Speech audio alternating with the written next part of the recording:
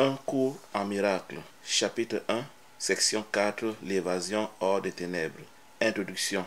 Cette introduction ne fait pas partie du cours. Je l'apporte pour expliciter quelques éléments importants qui vont nous permettre de comprendre tout le cours. Premièrement, je fais remarquer que tout le cours se joue dans l'esprit faux, dans lequel tu peux faire le rêve conscient ou inconscient. Nous pouvons comparer l'esprit faux à un champ de perception chimérique, enténébré, dans lequel il n'y a que les illusions. Le champ de perception chimérique, c'est quoi? Quand nous nous couchons le soir et que nous nous endormons, au départ, il n'y a rien que nous voyons dans notre champ de perception chimérique. Subitement, il y apparaissent des images, mais nous considérons que ces images apparaissent dans les ténèbres. C'est ça l'esprit faux. L'esprit faux est comparable à ce que nous voyons quand nous dormons la nuit et qui est appelé aussi les ténèbres. C'est l'univers de la dualité, c'est l'erreur, c'est des choses que nous inventons qui ne sont pas réellement là, tout comme quand nous rêvons la nuit, nous voyons des choses qui ne sont pas réellement là. Il peut arriver, et il arrive toujours, même si on ne le voit pas, que dans l'esprit faux, il y ait une zone lumineuse qui représente l'instant saint et dans laquelle se font tous les miracles. Donc la zone lumineuse qui représente l'instant saint est là où le Saint-Esprit nous amène à exécuter le script de notre rêve selon sa version. Dans les ténèbres, il n'y a que les illusions. Dans la zone lumineuse, il y a la lumière. C'est la zone dans laquelle nous rêvons du ciel, dans laquelle nous rêvons de la réalité et dans laquelle nous voyons la réalité. Cette zone est consacrée à l'instant présent, pendant que les autres zones enténébrées sont consacrées au passé et au futur. Donc, toutes les illusions sont considérées comme imaginaires et tous les miracles sont considérés comme réels parce qu'ils servent le but du Saint-Esprit. Donc, une chose est réelle selon un cours en miracle quand elle sert à enseigner la réalité, quand elle est utile au Saint-Esprit. L'éveil est le fait d'avoir remarqué cette fenêtre lumineuse qui représente le ciel dans notre rêve, qui représente la réalité dans notre rêve, et d'y entrer de temps à autre. C'est ça, être éveillé. L'illumination, c'est quand la zone enténébrée dans notre rêve a totalement disparu. Parce que cette fenêtre lumineuse commence toute petite comme une petite fente, comme un rayon de lumière, mais elle est appelée à grandir à mesure que nous pratiquons le pardon quantique. Chaque pardon pratiqué élargit la fenêtre lumineuse, et quand toutes les leçons de pardon auront été apprises, les ténèbres auront disparu et il n'y aura plus que la lumière dans notre rêve. C'est ça l'illumination. Et cette lumière que nous voyons devient automatiquement l'esprit juste. Donc tant que nous sommes en train de rêver, nous ne pouvons pas voir l'esprit juste. Mais une fois que toute la lumière a remplacé les ténèbres, l'esprit faux a disparu et c'est l'esprit juste qui reste et nous sommes donc illuminés et admissibles au retour au ciel. Donc je me répète, dans l'esprit juste, il n'y a que le pur esprit, il n'y a que la lumière, il n'y a que le Christ, il n'y a que le Saint-Esprit, il n'y a que les êtres illuminés. Dans l'esprit faux, il y a des illusions, mais il y a aussi une fenêtre lumineuse qui commence toute petite. Elle n'est pas vue par celui qui fait le rêve inconscient, elle est vue par celui qui est éveillé. La mesure de la taille de la fenêtre lumineuse détermine la mesure de l'éveil de l'esprit. Et quand il n'y a plus que la lumière dans le rêve, on est donc illuminé, l'esprit faux a disparu et l'esprit juste a pris toute la place. Et quand on meurt à son dernier corps dans cet état, on va au ciel et on ne revient plus jamais. Cette section du cours pose les fondements de l'évasion hors des ténèbres, tel que je viens de t'expliquer, c'est-à-dire hors de l'esprit faux et donc hors du rêve inconscient. Nous allons maintenant voir ce que le cours en dit, comment sortir du rêve inconscient, comment s'évader des ténèbres, comment sortir du rêve. Paragraphe 1. L'évasion hors des ténèbres comporte deux phases. Premièrement, reconnaître que les ténèbres ne peuvent pas cacher. Cette étape, commençons par expliquer ça. Les ténèbres, comme on l'a dit, c'est donc le rêve inconscient. C'est le champ de perception chimérique sans la lumière. Quand on ne voit pas la lumière, on est en train de faire un rêve inconscient et on croit que ces ténèbres sont la réalité. Donc il y a deux étapes pour s'évader de ces ténèbres. Premièrement, il faut d'abord reconnaître que les ténèbres ont été inventées parce que nous voulons nous cacher à la lumière. En vérité, il n'y a pas de ténèbres. En vérité, ce que nous voyons dans nos rêves n'existe pas. Seule notre réalité est là. Donc, quand nous nous couchons dans notre lit le soir et que nous cessons de voir la réalité de ce monde pour voir ce qui est rêvé, cette réalité pour autant ne disparaît pas. Mais c'est un choix que nous faisons de nous évader de la réalité pour nous retrouver dans le rêve. Certains le font en prenant des drogues, certains le font en prenant, je ne sais pas moi, des somnifères, parce qu'ils veulent s'évader de la réalité. Mais nous tous, quand nous dormons le soir, nous cherchons à nous évader de la réalité, nous voulons nous cacher dans les ténèbres du sommeil. Donc, pour se réveiller, pour accepter de s'évader des rêves, il faut premièrement reconnaître que les rêves ne nous montrent rien de réel et ils ne cachent rien. Ce qui est réel est resté, même si nous avons fermé les yeux pour rêver de ce qui n'est pas là. Pour autant, ce qui n'est pas là n'a pas été caché. Ceux qui sont éveillés continuent à le voir, en l'occurrence Dieu et nos frères illuminés. Ce n'est que nous qui croyons que dans notre rêve, nous nous sommes cachés à la lumière, nous nous sommes cachés à la réalité, nous nous sommes cachés à Dieu. Deuxième phrase, cette étape entraîne généralement de la peur. Donc, quand nous apprenons que nous avons fermé nos yeux alors qu'on était tout nus, donc tout le monde nous voyait notre nudité alors que nous avons fermé les yeux croyant qu'on était cachés, on a peur, on dit, mais c'est pas possible. Moi qui croyais que je suis caché à Dieu, moi qui croyais que je suis caché aux hommes, je suis en train de prendre mon bain sur la place du marché, comme diraient les Camerounais. Je me croyais caché alors qu'en fait, tous me voyaient, sauf moi, parce que j'avais mis les mains sur mes yeux pour ne plus voir. J'avais fermé mes yeux pour faire semblant de voir, de dormir, de rêver. J'avais cru que ce que je voyais cachait ma réalité, alors que toute ma réalité était visible par tous, sauf par moi, du moins par tous ceux qui sont éveillés. Deuxième étape pour accepter de s'évader hors du rêve, je dois reconnaître qu'il n'y a rien que je veuille cacher, même si je le pouvais. La réalité n'est que pur esprit et il n'y a rien d'autre. Dans la réalité, il n'y a que la lumière et il n'y a rien d'autre. Mais que vais-je donc cacher? Ce que je vois dans le rêve n'existe pas. Ma réalité n'est que pur esprit, donc il n'y a rien à cacher. Et la quatrième phrase dit, cette étape apporte l'évasion hors de la peur. Du coup, je comprends que ce que je veux cacher n'existe même pas. Il n'y a rien à cacher. Du coup, pourquoi je fais semblant de dormir? Tant qu'à faire, je veux me réveiller. Tant qu'à faire, je veux être illuminé. Tant qu'à faire, je veux retourner au ciel. Parce qu'il n'y a rien à cacher. Ce que je vois dans mon rêve n'existe pas. Cinquième phrase. Quand tu seras devenu désireux de ne rien cacher, non seulement désireras-tu entrer en communion avec Dieu et tes frères, mais tu feras l'expérience de la paix et de la joie. Donc, ayant compris que ce monde n'est pas réel et que la réalité est lumière en dehors de ce que je vois, et que j'aurais choisi de vouloir retourner donc à la lumière, donc j'aurais choisi de vouloir être illuminé, c'est alors que je serais heureux, désireux d'entrer en communion avec Dieu, avec tous mes frères, que je ne voudrais plus rien cacher parce qu'il n'y a rien à cacher, et c'est ainsi là que je ferai l'expérience de la paix et de la joie. Paragraphe 2. La sainteté ne peut jamais réellement être cachée dans les ténèbres, mais tu peux te tromper toi-même à ce sujet. La sainteté, c'est la lumière. La sainteté, c'est la réalité. La sainteté, c'est le pur esprit. Le pur esprit est partout. Il est le tout et il est toujours. Donc, tu ne peux pas cacher la lumière dans les ténèbres. Ce n'est pas possible. Certes, je peux me tromper moi-même que la lumière n'existe pas en fermant mes yeux, mais ça ne fait pas que la lumière disparaisse pour autant. Je vais certes voir les ténèbres m'inventer des illusions dans mon rêve, mais la lumière va toujours rester là, m'entourant, attendant que j'ouvre les yeux, attendant que j'accepte de m'éveiller, attendant que j'accepte d'être illuminé pour la retrouver là où je l'avais laissée, sans avoir jamais voyagé, mais croyant que j'ai voyagé dans des contrées lointaines. C'est ce que nous faisons dans ce monde. Ce monde n'existe pas. Ce monde est rêvé par nous.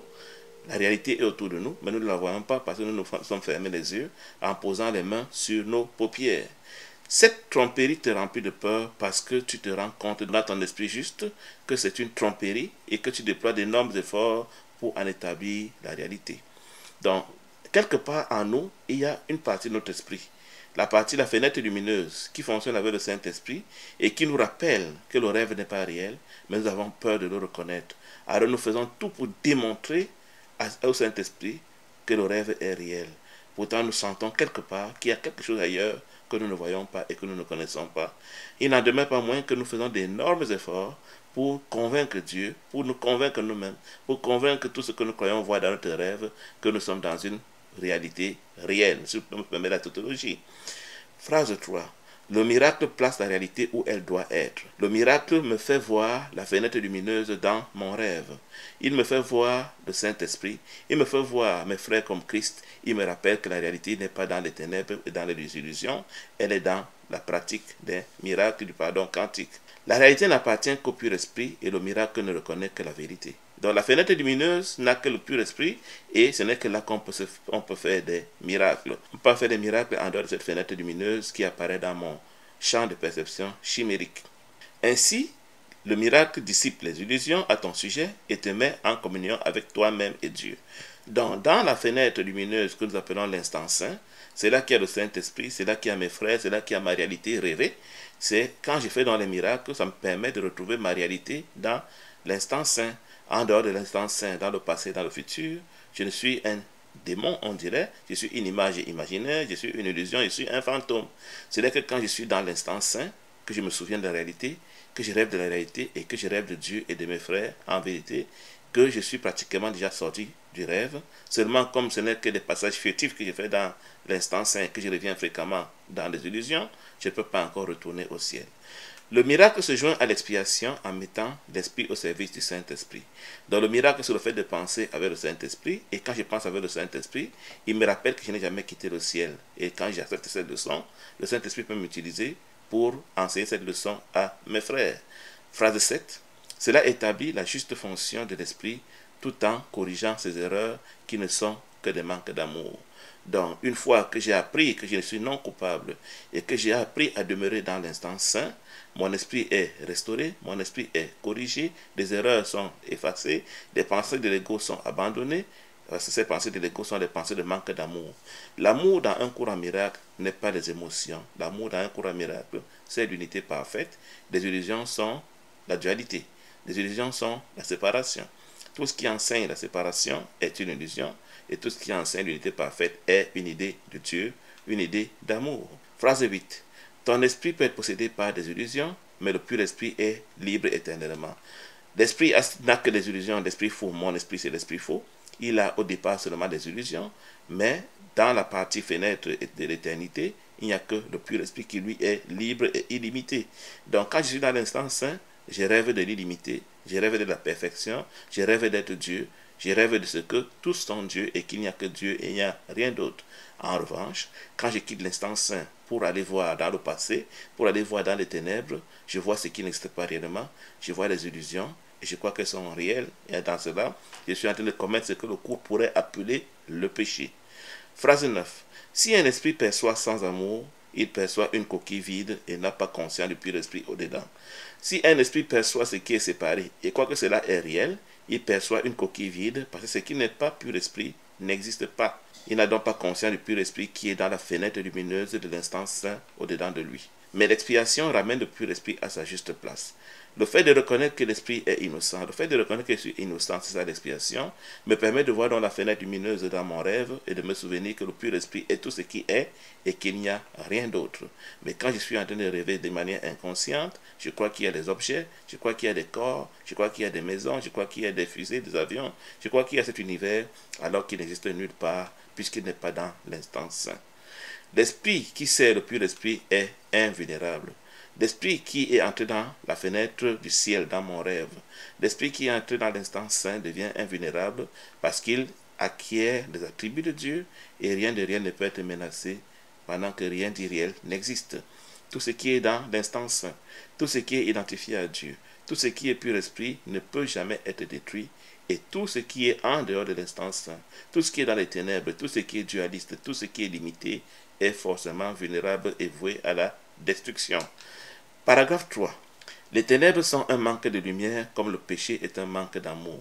Qu'est-ce que c'est que les ténèbres? C'est tout simplement un manque de lumière, ça va de soi.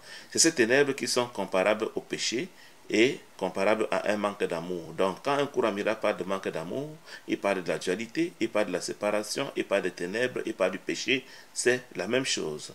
Donc la lumière en revanche sera dans l'unité parfaite, ce sera l'amour, ce sera la sainteté, ce sera la vie, ce sera l'instant saint, ce sera l'instant présent, ce sera la vérité, ce sera le ciel. Les ténèbres n'ont pas de propriété unique. Les ténèbres connaissent les niveaux, les grades et les opposés. Dans les ténèbres, on peut distinguer différents niveaux. C'est un exemple de la croyance dans le manque, d'où seule l'erreur peut procéder.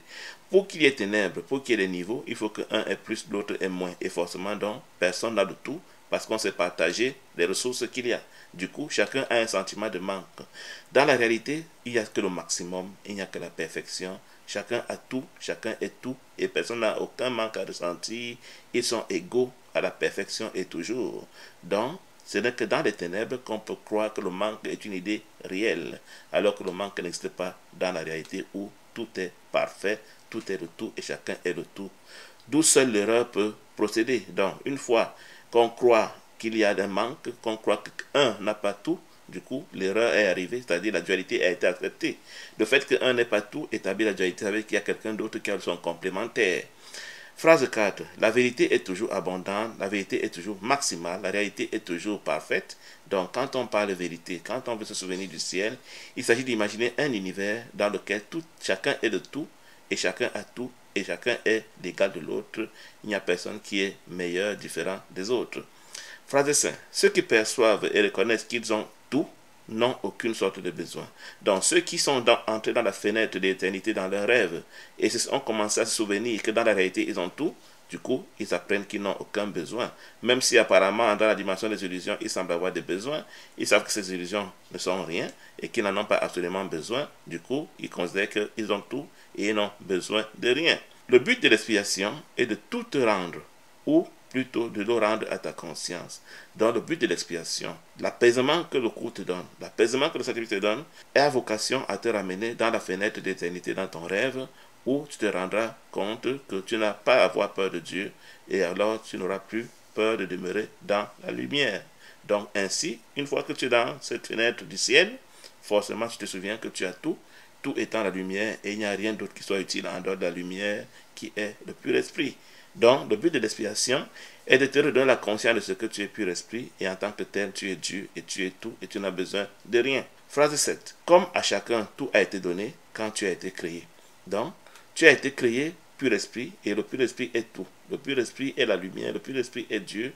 Tu as ta copie du pur esprit qui est tout, dont tu peux disposer comme tu veux. Certes, tu as choisi de l'apercevoir faussement, c'est pour cela que tu as sombré dans le rêve, mais quand tu choisiras de la voir comme Dieu la voit, tu te rendras compte que tu es Dieu et que tu as tout et que rien ne te manque. Paragraphe 4. Le vide engendré par la peur doit être remplacé par le pardon quantique, doit être remplacé par l'instant saint.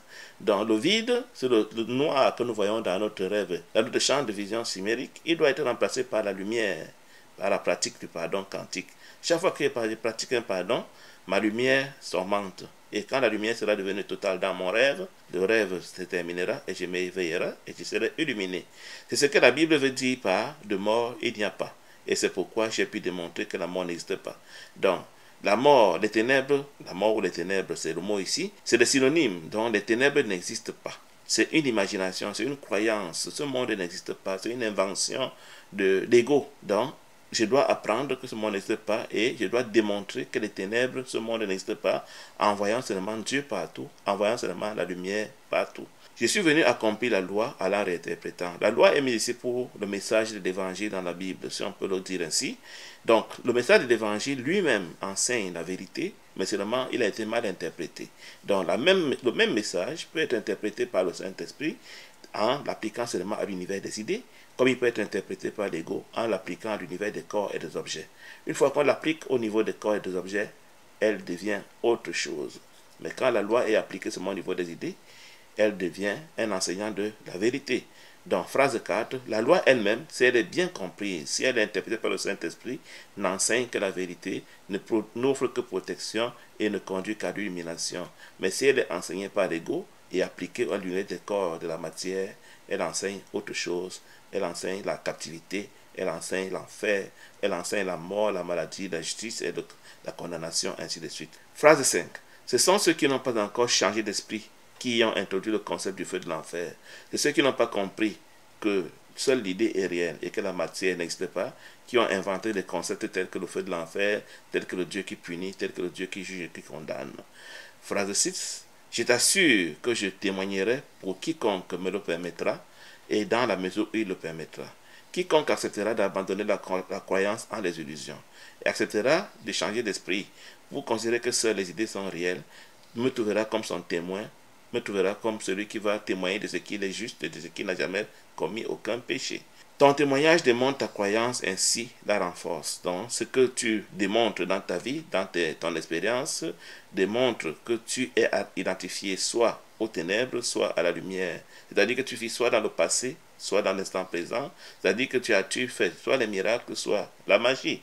C'est ton témoignage qui démontre dans quel univers tu es identifié, dans quel univers tu crois demeurer. Ceux qui témoignent pour moi expriment par leurs miracles qu'ils ont abandonné leur croyance en la privation en faveur de l'abondance dont ils ont appris que leur appartient.